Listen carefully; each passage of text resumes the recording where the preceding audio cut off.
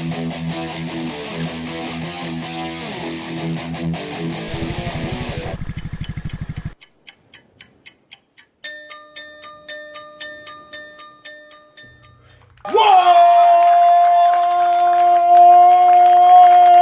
nerds and nerdettes and wee little nerdlings all? It's your buddy Big Johnny G from Two Gun Pixit presents Legendary Gaming and my friends. I am back. I'm back with Alex. Oh man, me and Alex and a few of the other 20-sided warriors today. The day started off strange. It did start off. It didn't start off correctly. Now, if you've been watching some of my other videos, my friends, then you are probably well aware of the fact that we were supposed to be starting our Mutants and Masterminds 2E Paragons campaign today. Yep. There's a lot of miscommunication. Some missing individuals and a lot of miscommunication, and things fell apart. So we decided we're going to do some board games. Yep. And we decided that there's something I've been wanting to do for a while, and that's comparison talks. Yeah, we've been talking about this for a while. So I thought the two most obvious to start with would be Pandemic and Pandemic Reign of Cthulhu. So that's what we did. When we sat down, we started playing Pandemic. Yep. Me and Alex. And while we were setting up, Steven came in there. all of a sudden Steven showed up. Emails. Okay, well, apparently the last email I sent out, the one I sent out on Monday, he wasn't on. But he has been on others building up to this whole game day. And even he admits he's just horrible checking his electronic communications. I sympathize. So, all right, well, still three of us. We don't have at least a core four that we want to start this game, so we'll continue with the idea. We're going to run Pandemic, and we'll run Reign of Cthulhu. So we set up the game. Yep. Not even finishing the first round. So Rob shows up. That would have been enough for a campaign. Yeah, we could have started. The last communication I had from him, literally from last night, he wasn't coming. So at that point, I figured, well, Ryan still wasn't here. And you know, Rob had a short day, and Steve had time constraints too, so... Mm-hmm. So let's not jump into Eminem. Yeah. So we continued with the idea, and so we sat down, and we did end up getting to play both of these games today. And we ran through them, and me and Alex have both independently have played a lot of Pandemic. Yeah, played a lot of the original. Mm-hmm. You and your old group kind of, and your brothers broke the game a little bit. Yeah, we played it enough that we more or less solved it, figured out, you know, this is what you want to do every time. So, yeah, I mean, it kind of becomes second nature. It's not a conscious thing. It's like, oh yeah, this is what we need to do here. Mm-hmm. You just start acting it out. Exactly. Yeah. I haven't had that much luck. But more than not, I've won. But as I pointed out during the game, almost every time I've lost, for some reason, the odds are always stacked in the favor that it's Asia that causes my downfall. I don't know what's up with that. But that seems like every time I do lose, that's the reason why. So, but we sat down, we got a chance to run through it. Steven, I think, said he had not played this before, and neither had Rob. Rob at least didn't remember ever playing before. And I don't remember him playing here before. So, two new players, two old hands at the game. It was a good game. We won. We won. We were 2 or 3 outbreaks from losing, which we got like 3 outbreaks in the last round of turns. So, you know, we were getting down to the wire. We did play the standard mode, which had 1 less epidemic. But even with that, I don't think it would have been, we would have lost. I think we would have been down to the last outbreak. But that's typically how my games with it have gone. Mm-hmm. And it's kind of easy. Now, we were using characters from the expansion on the brink. Yep. We were using everything for On the Brink except for the bioterrorist kind of stuff. And the mutation. We weren't using the mutation disease factor. So we had that all mixed in. So and we had a couple of really good drawers. We had a couple of really good turns. We had the right combination of characters. I had a character who could give away cards anywhere, and Steve had a character that took 1 less card to research cures, which is huge. And you and Rob both, you had the medic, Oh, yeah. which is just like, oh yeah, go into a spot, use your action, clear everything off. And Rob's was just, he just walked If he through walked places. into an area that had 2 or more cubes, it automatically took away 1 cube. Yeah, so we were pretty optimal as far as the party goes. Yeah, we were walking through that for a little while. Also, we got lucky. Yep. You know, I've played other games where the way you stack the deck, it's possible that technically after you shuffle and you put them all together, one epidemic is the last and one is the first. Yep.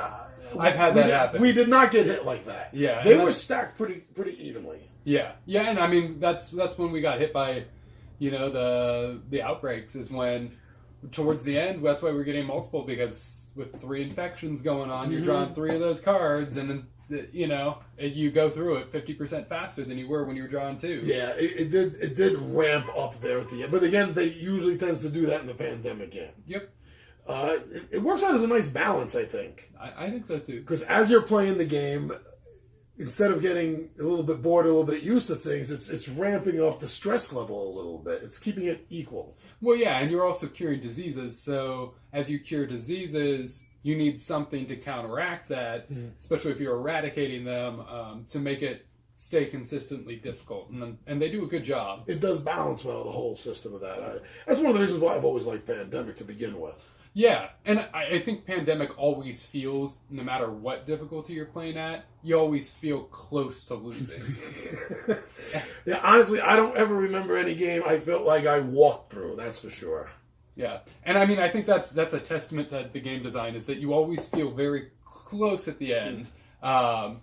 With my old group, we played it a lot. We were playing it and we just didn't lose. It was close every time, but we didn't really lose anymore. But it wasn't a boring walkthrough, really.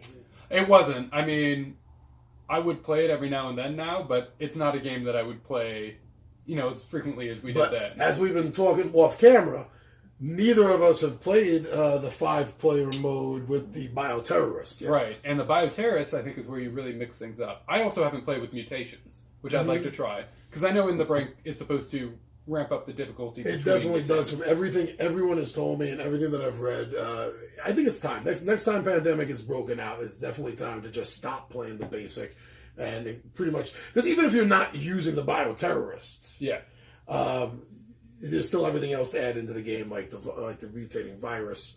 I mean, heck, I spent enough time to make sure I put the sticker as perfectly on the board as I could. So I'm damn well going to use the darn thing. Yep. So now after that, we played Z-Man Games, one of their other pandemics, the Reign of Cthulhu. Now, I have only played this once so far. It was on camera. It was a solo showdown. And you can go back to the videotape, check that out. If it wasn't the second turn, it was the third turn, I believe it was. I got wiped out. Now, I still maintain, I think there was a problem. I don't think I set up the cards correctly. I think a couple of them, I think it seemed like 3 of them came out, boom, boom, boom, when it could only technically kind of be 2.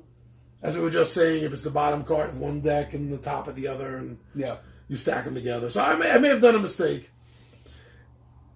This is only the second time I've played this. Yeah. So this is also the first time I played it with a group, with a team. And it's the first time I've ever played it. Everyone. This was everyone else's first game. Yeah, everyone's first game except you. Except me. The setup is almost identical. It's very similar, yeah.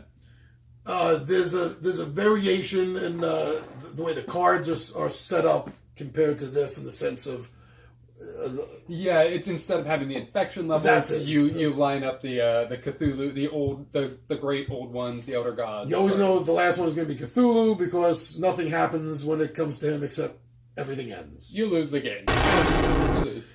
But the rest of them, there's enough cards to cycle through. And it's random. You don't know what it's going to do when it flips. Some of the cards, the effect continues during the game. Others are kind of like one shot. Right. It's immediately like, oh yeah, everyone roll for sanity damage. Or, all right, now split up 5 sanity damage between your group. That was first thing out of the gate practically. Yeah. It was like, oh yeah, lose sanity. Everyone. Mm-hmm. Yeah, and we didn't win. No, we lost horribly. Yeah, and we were pretty much going through the rules every time we had a question. We didn't try to house rule it or guess it. We went back to the book, and every time we got messed up. Yeah, so the one thing that frustrated me that came up, and Yes. it's supposed to be an edge case, and it wasn't in the rules, is what happens if you roll on the sanity dice, the sub and 2 cultists, while you're on a spot that already has 3. And so what happens is when you go over 3 cultists, instead of in Pandemic where it outbreak and spreads out and spawns guys next to it, this just summons the next Elder God. And so we had a question of, well, there's 2 cultists. Now, this is happening in one thing, and in Pandemic, when that happens, it's just 1 outbreak. Yeah, It was very clear. We had just had a condition that the new old one flipped over to begin with. Right. And then when the infection part came up, Yeah, it's the sanity dice with the 2 guys. so it all happened in the same turn. Yeah, all happened the same turn. And in Pandemic, there wouldn't be another epidemic after that. Well, so Pandemic, it's if you're placing multiple virus tokens on the same spot, anything over 3, you throw away and you have an outbreak. In this, there's only one case where that can happen, which is rolling the dice, and you place 2 guys on a spot that you have 3. And the question was, do we reveal 1 or 2 Elder Gods? So we've looked it up online, and it's just 1, which kind of meshes with the rules here. But it was frustrating to have to, go on a 5-10 minute. That's something that should have been plainly in the rules. But regardless of that actually being in the rules or not, first of all, before we jump to that, the other subtle differences that they have in the game is, like in this game, there's the wraparound board. Yeah, there's no wraparound. There's no wraparound in this. However, you can go from one of the 4 gates to any of the other 4 gates. And there's also the cab spots, which replaces the airport. So you have to go to the cab and either play the color, because in this, instead of having individual cities, you're playing one of the 4 colors. Yes. To go to anywhere in that color. Or if you play a card that's the same color, it's you go to anywhere you want. Anywhere in that. But there's also like less choices. Yeah. Because the map is, there's less area on the map. Like right away, second turn, well, not second turn, but the second Elder being that appeared, closed all the gates. Yep, so we could no longer teleport through gates. That cut off movement. Hard. Yeah, that really hurt us. The Shoggoths. Yeah. Shoggoths. Shoggoths. Now that's a different factor than Pandemic base game. Yeah. Which is another losing factor for the players. Yeah. And man, that almost hit us for the reason to lose too, right there at the end. That could have gone really ugly. But there's only 3 of them. Yep.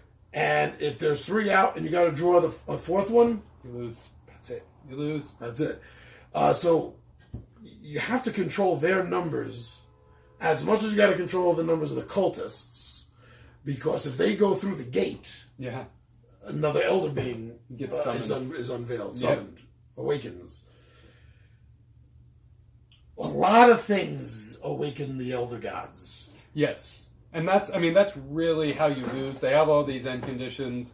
Too many Shoggoths, you lose. Everyone goes insane, you lose. Don't see how that one's going to happen, because none of us went insane, but maybe the cards. You lose if you summon all the gods, and you lose if you run out of cards. Yeah. So there's more lose conditions, but I feel like in Cthulhu Pandemic, you're really only going to lose if you summon all the gods. First playthrough, maybe that's going to change it more. But I mean, it's just Shoggoths can summon gods. The Elder Gods, spawn in guys. Too many cultists summons a god. The evil reigns, which is the this is the version of the epidemics. Right. Summons gods. So there's like 3 ways to summon the gods. So it's how fast are these cards going to come out and manage to awaken and summon these beings from this eternal slumber. And so far, 2 games in, it happened pretty fast. Yeah. a lot faster than the epidemics and the outbreaks happen in the base game. Oh yeah, yeah. I mean, I think we probably lost on the third or fourth go round on the table, something like that. We didn't get very far. Yeah, we had a few turns after that, but it was pretty much pointless. It was rough. But we didn't even realize it was kind of pointless until the end. We realized everything we had pretty much done for the last couple of turns was wrong.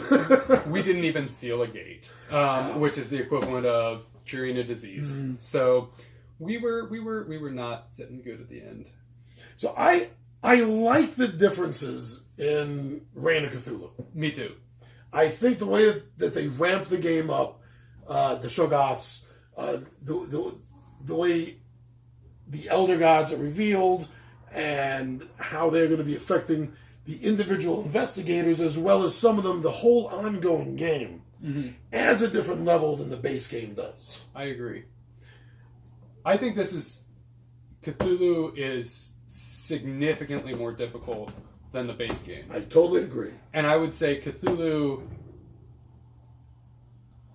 if you're like a hardcore board gamer, Cthulhu might be a good one to go for, because I feel like at this point I get more playthroughs out of this. Mm-hmm. Now that comes from somebody who's played the base game a lot, but the original Pandemic, I felt like my group figured out pretty quick. So it kind of depends on where you're at. I do want to play the expansion to this, which turns it into the one versus all. And that's a different ballpark. In the earlier midday monologue I did a while back, it's something I call the fifth player shift, where a 4-player cooperative game has an expansion or a rule that allows for a fifth player who works against the others, making it a one versus all game. I actually love that concept. I wish more games with their expansions would incorporate that, because it changes up the mechanics and how you approach and play the game. Yeah, and I think for cooperative games, it completely changes up the game, because it's still cooperative, but now you have a mind working against you. And I think that can add longevity to and replayability to a game, because the base game of Pandemic, like, I play it every now and then, but I feel like with the base game, I pretty much don't lose often enough to make it interesting to me. See, the other thing I like about when we're finally going to get a chance to play this is, see, the bioterrorists. Yes. This becomes a hidden movement game. So everyone at the table knows who the bioterrorist is, but his movement is hidden. And I love hidden movement games. I really do. So I'm surprised we haven't tried that sooner, actually. Yeah. Especially after we played Fury of Dracula and loved that. And I'm telling you, and I mentioned this, I believe I mentioned this after my solo showdown or during my solo showdown, is I really hope Z-Man Games makes an expansion for this that does the same thing. Yeah. That adds in a fifth player who's sort of like a master cultist. And you don't know where he's going, where he's running around, but you need to stop him as well in order to stop everything else. Pardon me, I would really love to see that as the first expansion for this. Yeah, I agree. I think that I think it comes down to whether you're a hardcore gamer or whether you're a casual collector of board games. I think if you're a casual collector of board games, you may want to have both of these in your collection.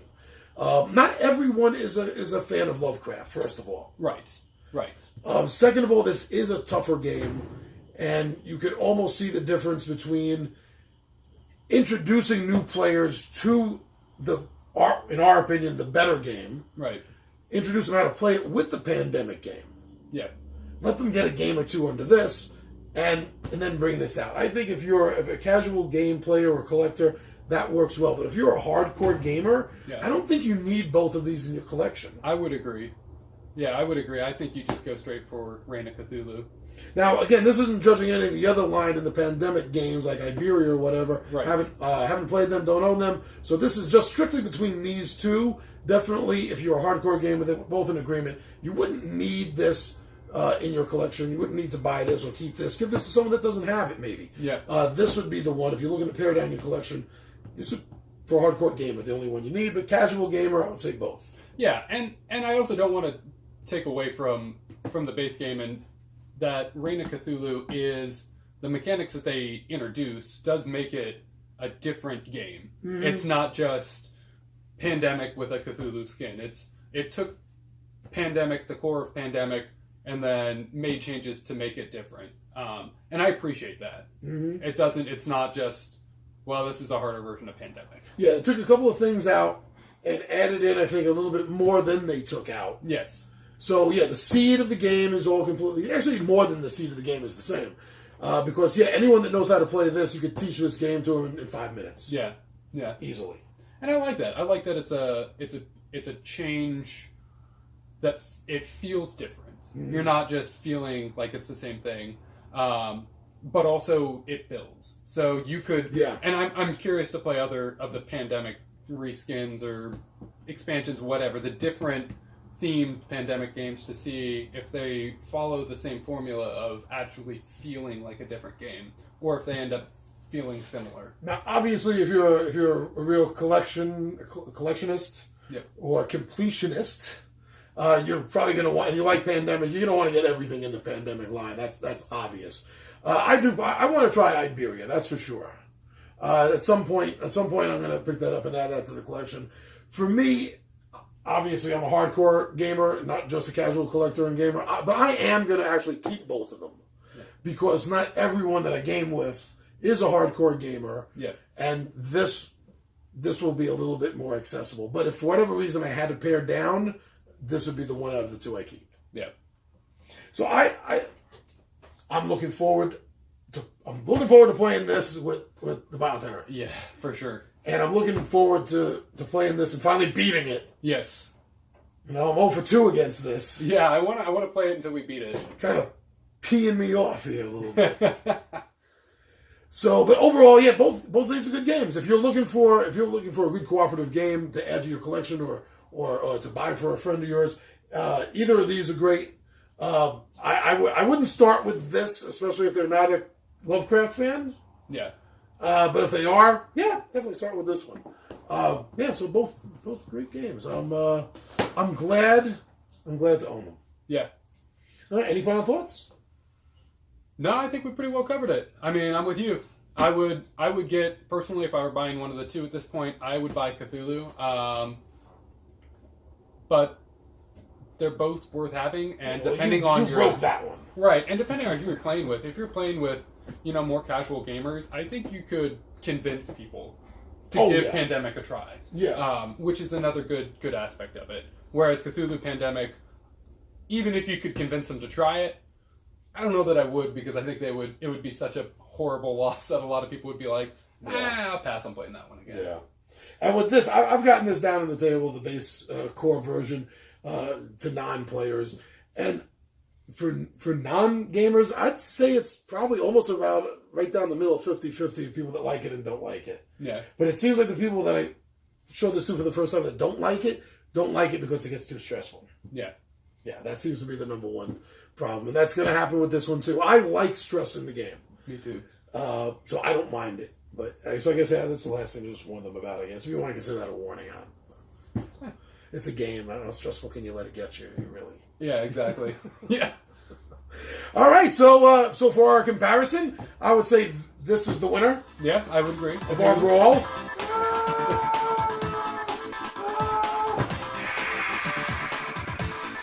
The crowd goes wild. Our winner. But it was a good, close, thanks for the help, close battle. Brawlin board games. All right, my friends. That is it for this segment, this first ever segment of Brawlin board games. With me, my main man, Alex. Oregon Al, as I like to call him sometimes. I'm your friend, Big Johnny G, and as always, this has been Too Good Pixie Presents Legendary Gaming and my friends. Yeah. Out of here.